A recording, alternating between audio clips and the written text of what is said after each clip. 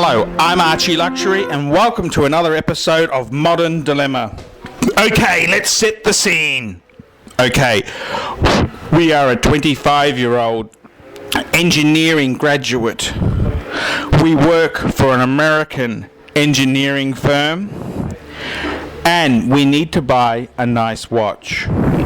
We've been earning good money for the last couple of years. We've bought a flashy motor to impress the ladies, and now we need a watch to set us apart from those assholes who became tradies and didn't go into the professions. We need a wristwatch, and as an engineering person, you need something which has got some wonderful gadgets and stuff to play with. And the ultimate in men's toys is a chronograph. So, let's set a budget of around about $3,000 to $4,000. What do we buy? And two big heavy hitters are a TAG Heuer chronograph automatic and an Omega Speedmaster Man on the Moon manual wind. Now, both these brands we like. We're very aspirational. Our lower middle class roots reveal we love the Bond movies growing up. And we can relate to James Bond wearing an Omega in the Bond movies. We can also relate to TAG, because TAG's such a cool brand. And our first serious girlfriend, Vanessa, she wore a fake TAG Heuer when we were courting her. So we strongly have put TAG on a pedestal. So what do we get? Do we get a nice stainless steel TAG Heuer?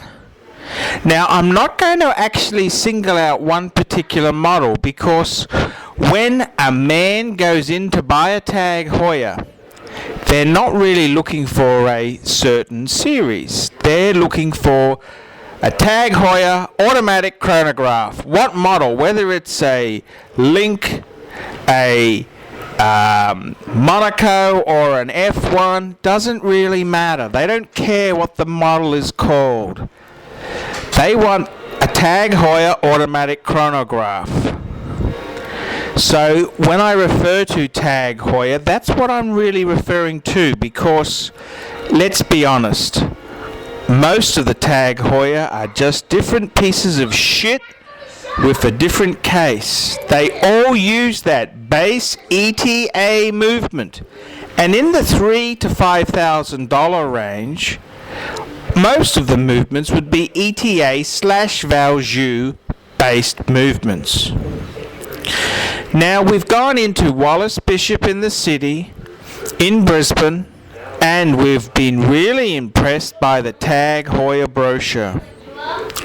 We really are heavily swung towards the TAG Heuer.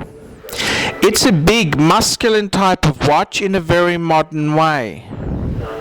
It's nice, it's modern, it sets us up as the professionals we are, and that fat guy in IT where we work, it'll piss him off the fact that I've got a TAG Heuer. He's got some stupid gold-plated thing with a name I can't pronounce on a leather strap. So we're really keen on the TAG Heuer.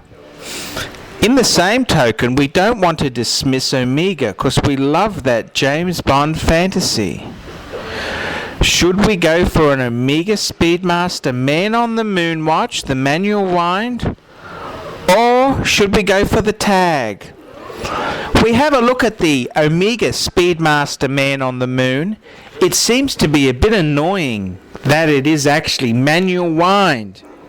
Maybe we should go with the automatic version, because my father always said the automatics must be better than the manuals. And the bracelet's a bit, it's cool, but it's kind of not as funky as the TAG Heuer. Now, this is a real test. Normally, in this section of the review, I'd be comparing the features and the functions, the base movements, the construction, the clasps, all of that there. What Mr. 25-year-old engineer wants, he wants his wicked way with Vanessa in accounts. And that's what it comes down to. Bang per buck. He wants to be seen as the young professional to the wenches in his life. He wants to be seen as a successful engineer on his way to big bucks, and he wants some female company to escort him on his progress on his career. So which wristwatch should Mr. 25-year-old engineer buy? Should he go with a chronograph tag Heuer? Or should he go with this Omega Speedmaster man on the moon?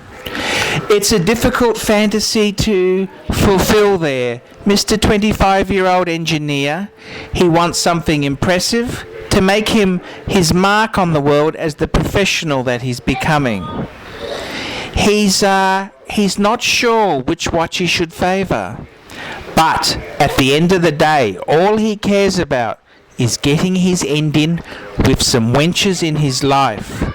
So it doesn't really matter which piece he goes for, but he wants the women in his life to see him for the professional that he is becoming.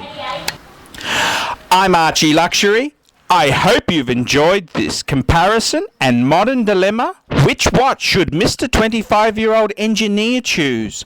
I think he's going to go with the tag with its slightly more modern bracelet and its really funky modern look. I'm ArchieLuxury. Please post your comments here about which watch our modern engineering professional should go for and which one will help him with the ladies.